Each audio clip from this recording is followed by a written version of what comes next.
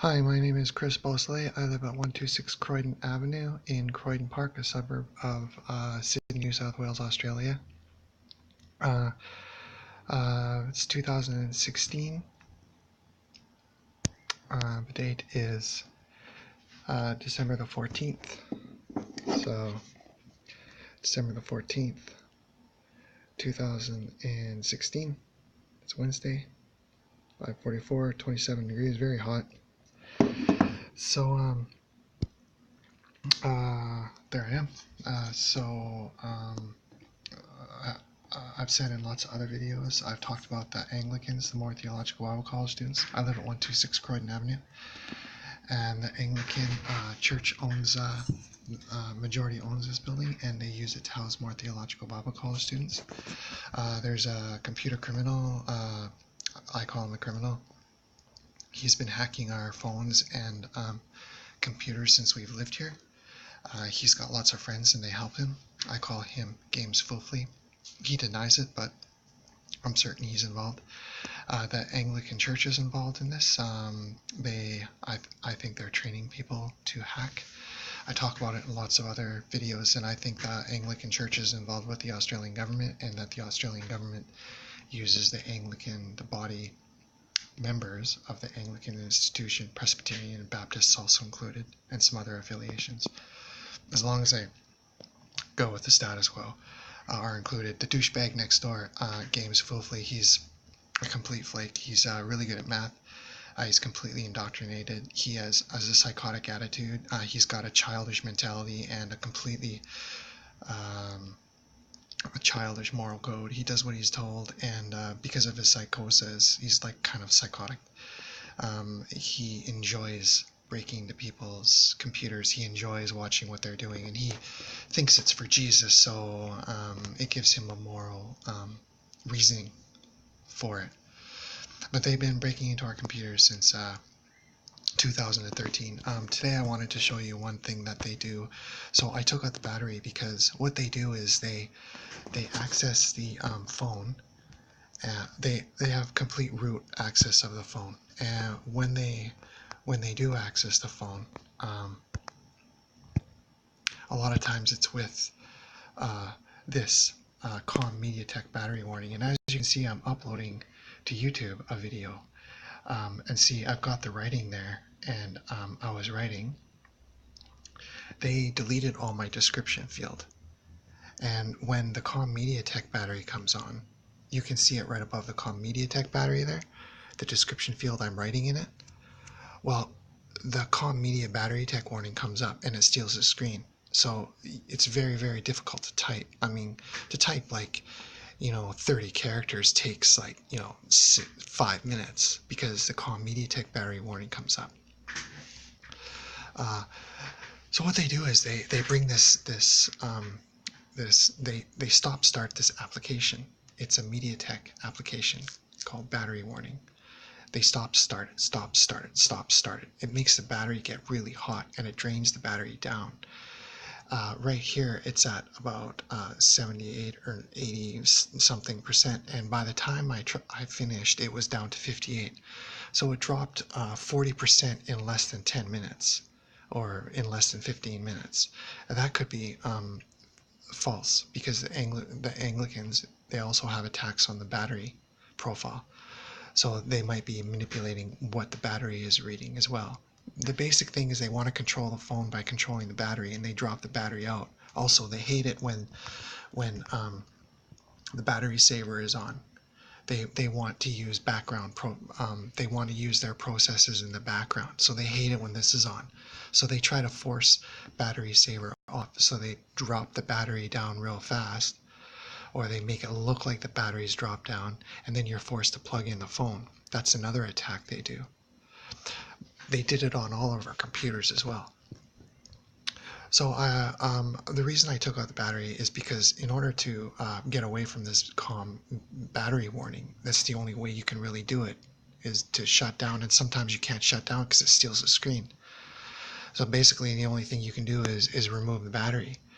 So the first while removing the battery, it would always go to January 10th or January the 1st, 2010 at 11:02. and that was the time. But they've got their control over this phone is so absolute that they can change the actual firmware time that is imprinted on this. So for example, I just started this phone up and it read 60 or 602 or something. The time now is 6:29. I removed the battery.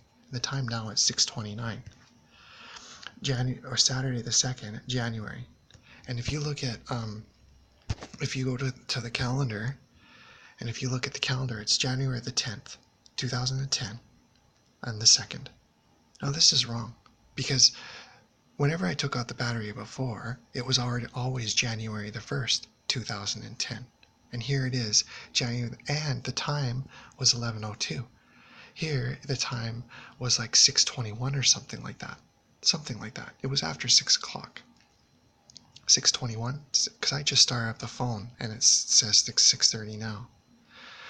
So they've manipulated, I don't know where the settings for the phone time are, but they're manipulating the phone time because they want to control what time it says when it boots back up, because they want to access the phone immediately. What they want to do is when I boot this phone up, they're scanning for all my computer equipment. In that room next door, he's probably got his computer hooked up to some scanning stuff, or in this building somewhere, or in the building behind. The Anglicans own buildings all over the place here. They own units all over the place. They probably got a scanner hooked up and they're scanning for the ID of this phone. And what they want to do is they want to hook up as soon as this phone starts, right? So what they do is they hook up the phone immediately on startup. They hook the phone up immediately on startup, and then they control it. But if the time is wrong, they might have a hard time communicating with it if the time is screwed up. So they force a time onto the phone so that it's close to the last time they disconnected, maybe, or they're just being dickheads and they want to show how powerful they are, and how, because he's a psycho, like I said. He's a megalomaniac, and his crazy wife is nuts too. And they just had a baby, and their baby is probably going to be psychotic as well, because both parents are freaking. The point is there may be no purpose to manipulating the phone date, but I think there is, because they've done it in all of our other phones. I have a BlackBerry. I also had an E71, and on both devices, when I removed the battery, for the first week or so of removing the battery would always go to the default date. After that, it stopped. They changed something. So the battery, the time, and the date on the phone, the date might be different, but the time was always very close to the time I shut down the phone. So I think what is happening is they're making settings persistent on the phone, and they're forcing persistent changes. And this is exactly what they did. If you look at the date or the time, it's 6:20. Now, I can't remember when I turned this phone off yesterday. I don't think I was using it at 6:20, so I don't know why the phone said 6:20. I really don't. But the date, January 2nd, that is wrong too. So they're forcing the date on this, and they're forcing they're controlling the phone. And this is what I'm saying about these bastards, is I think he's an Anglican Bible College student at Moore Theological Bible College, right? He's a graduate from Adelaide University with a degree you can see someone hear someone walking by. He's got a degree in mathematics, right? So and he's been groomed, I think, for a while, and he came here to Moore Theological Bible College in 2000, or I don't know. I came here at the end of 2013, and he was here walking around when I came here, and he was moved in. Maybe he, I don't know, maybe this is his last year, maybe he's supposed to be gone now, and he's just waiting around trying to break shit. But lots of other people have left and gone for the year because it's December. But I think that the Anglican Church uses their members and trains them, and they work for us, computer surveillance and quote cybersecurity, but it's just the guys. He's got shit to do with security. There's nothing about me that is a security flaw. I've never done anything, but he's had his dick in our machines since day one. He's had his dirty, stinking fingers, and his wife has too. I think she's been involved in this as well. They've had their dirty, stinking fingers in our computer since day one. Every single attack is exactly the same on every single phone. They control the dates and they control the firmware. You can't do factory resets. You know how I showed you the date is 6/20? They manipulated that. It used to be January 1st, 2010, 11:02, the time that it was set at the factory. So now it's January 2nd, 2010, at 6:21. And the time yesterday was 14:22 or something. It's arbitrary. So why are they doing this? Why are they controlling the firmware of the factory set date? That means they have they changed the factory firmware for the phone? Did they remove the recovery? Did they add in another recovery? Am I running my phone off the recovery that they placed? See, I can't tell any of these things. I've just bought this Android. I've never used an Android. And on top of it, I haven't rooted this phone. But the fact is that they have complete root access to this phone, and the attacks are the same across all the platforms. These are targeted attacks. These are not just a script kiddie. These are very sophisticated, advanced, targeted attacks, and they're like blueprint template attacks. It's like he's got a frickin' Rolodex, and he's like, okay, we're gonna do this today. We're gonna do this, and it's like he moves on in stages until he has complete control of the phone. And if there's something that he doesn't like removing the battery, he manipulates the phone so that the result is what he wants. So he doesn't like the fact that I removed the battery and the date is January 1st, 2010, I guess. He wants to control what is a persistent date on the phone, maybe? I don't know. The fact of the matter is it was January 1st, 2010 at 11:02. And now when I remove the battery, today it was January 2nd, 2010 at 6:21. And tomorrow it might be another, I don't know, completely different date. And the point is that they can control the phone and they can control the dates that are persistent after you remove the battery. So they can control other settings that are persistent. If they can control the date, they can control other settings that are persistent. For example, location or GPS or whatever that should be wiped from the phone when you remove the battery. They're staying persistent. So they're manipulating the phone and controlling what stays persistent on the phone. That is, in my opinion and in my view, and it should be the view of everyone, that's illegal and that's wrong. But these Anglicans are doing it. They deny it and they say, no, it's not us, it's this other guy. Or this guy. Now, there's another guy that lives in this building. I call him Blair and Stankbog, and he's been here for 10 years. He's a douchebag, too. 9 toes. I call him 9 toes because he's got one of his toes cut off. Maybe he had a bad run-in with Chopper Reed, and Chopper, the old snip, chopped his toes off for him. The point is that he's up all night. And this morning when I woke up, somebody walked by and the light went on, the motion sensor light. So maybe he pulled off the attack, but he says he can't code. And there's another guy in another unit that stays up all night too. So there's a couple douchebags that the Anglican Church has placed, I think. Because I don't think one guy can do all this. And the attacks are exactly the same. Not to mention that these bastards, these Anglicans, know the Premier Prime Minister or Premier Mike Baird. One of the people that was attacking us, I call him Das Vile.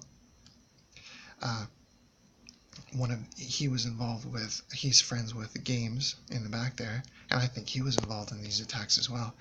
He was student minister at the same church as Premier Mike Baird. So I've been very vocal about these attacks, and I've been very loud about it. And I've told them, I've not accused them, but I've said, all probability says that you're the one attacking me, and I think that you are. I think that you're involved in this. And all evidence points to the fact that you're involved in this.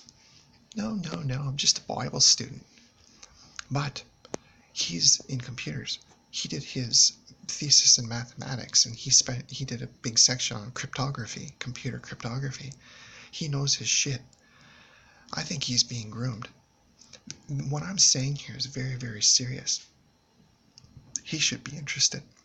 If it was those two other douchebags over there attacking the phone, I think that he would take an interest in it and try to figure out what they're doing. But it's not those two other douchebags working alone, or that one other douchebag working alone. It's the Anglican Church members here, and they're trying to cover it up. And he always has acted the same way, and he's always been showing evidence that he's involved in attacks on this unit, on us, and on our computers, and for several reasons. I talk about that in other videos. The point is that they can, after I remove the battery, they can make changes stay persistent on this phone. And by making changes stay persistent on this phone, they have absolute root control of the phone. And that is not just a little kitty hack. That's like an advanced hack. And it's consistent. They did it on all of our phones. They did it on our Nokia 1520, on our Nokia E71. They did it on our BlackBerry, and they did it on this. And the attack is always the same across. They always do the same thing. So they have changed that, and I first noticed it yesterday. So it's been 2 weeks, or it's been a month since I've had this phone. I got it on the 4th of last month of November. So around that. So it's December now. So it's been about a month, and it was almost the same time for all the phones that we used. Basically, they go through the same kind of process. The next thing they're going to try and do on all the other phones, after they controlled the time, they wipe the phone off. They wipe the phone. So it's very well probable that they might be trying to wipe the phone, or they might be doing other manipulations that require persistent changes. And persistent changes, they're using those persistent changes to attack. So again, it's getting a bit long, the video now, but the date is Saturday the 2nd January, and it was, and this just happened yesterday, the first time I noticed, Saturday, or January the 1st, 2010, and the time was 11:02. Now the time, it remains persistent, or the time is arbitrary. So another example of how the Anglicans here are manipulating the phone. And don't forget that it's early in the morning, but he was up. He got up when I got up. Game's full flame, creaking around in his unit when I was up, waiting for me to turn on my phone. And also don't forget there was another person that walked by as well at probably 2 or 3 o'clock in the morning. And that is deniability. They always do that. They always have deniability. So thank you. Thank you for watching. What do I mean by deniability? Well, what I mean is, if I'm up, Games fully gets up, and then the douchebag Nine Toes gets up, and Nine Toes walks around, and he's deniability. And they might have a camera pointed, so then they can say, well, it could have been anybody, Chris, because, Blaren was walking around. That's not his real name. He was walking around, right? So anybody could have been walking around, right? There was people over in the mother units. Lights were on over there, right, mate? Could have been anybody, mate. Oh yeah, and who has access to attack techniques that only the government is supposed to have access to?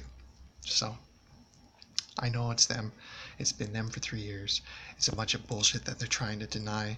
The fact of the matter is Australian government has a relationship with the Anglican Church, and in my view, all evidence suggests that the Anglican Church dips into their members, and they groom and train people to work with the Australian government. But it's not just security, because they've been on our phones since 2013. They steal data, they monitor activities, they steal ideas, they monitor conversations. They are a bunch of evil, sadistic, slimy twats. There's no word in the English language or in any other language on this planet that describes the wickedness of these bastards. Nothing. I've never seen anything like it. It's not hostility, it's just fact. Who goes into another person's phone and computer for no reason at all and harasses them for 3 years straight, using the same techniques over and over and over? Even though students have come and gone, they stay the same. And Games Fulfully, has been here since the beginning, since 2013, and he's still here. And I don't think he really wants to leave. I think he's having too much fun. Because, like I said, he's psychotic. He's got a psychological problem. He's found a reason. He's found a purpose. And his only reason is to break into people's shit and steal their shit and watch their shit. Because he's a twat. He's got no personality. He's a freaking android. He's a math head. And that's fine and that's great. But he's got no character. There's something missing in that douche. Seriously. He's got a psychological problem. He runs around like a rat. He moves like a rat, he thinks like a rat, and he acts like a rat. He's vindictive and sadistic. And I don't know what it is, but everybody licks his ass for some reason, and everybody kisses his balls, and everybody supports him for no reason at all. He's a criminal, but nobody sees it. Right? Nobody sees it. They just support him and deny everything that I'm saying. Who? It's Nine Toes doing it all by himself? One person, huh? Bullshit. He's got so many people going in and out of that unit all the time. Whenever there's an issue and an attack, it's coming from him. So other people help. Nine Toes will help. Nine Toes will run interference or whatever, but no, it's him. It's the Anglican Church with a relationship with the Australian government. I caught them. They got caught doing attacks on us, and now, rather than fess up to it, they're using their malicious position and power to quell it and to squash it down. That's all they're doing. They're trying to cover up the fact that they are doing this. It's completely wrong and unethical, but they don't care. They make up their own ethics. So there you go. They're making persistent changes on the phone.